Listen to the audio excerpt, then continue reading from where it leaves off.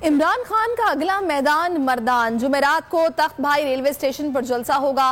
Video पैगाम में इमरान खान का कहना था कि इलेक्शन का जलसा है, लेकिन इसमें हकीकी आज़ादी की जिहाद पर भी बात होगी। सबको जलसे में शिरकत की दावत देता हूँ।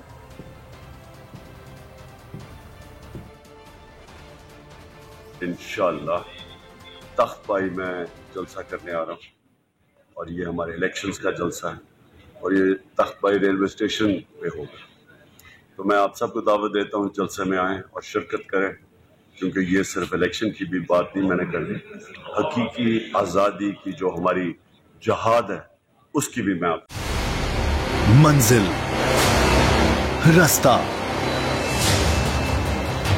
जज्बा, भयानक सच्चाई से हटाए पर्दे और तोड़ डाली झूठ की बेड़ियां। सलाखों से डरना कैसा जब चट्टानों ने पाला हो। इमरान खान बोल के साथ जुम्मे से इतवार रात 10 बजे सिर्फ बोल न्यूज पर।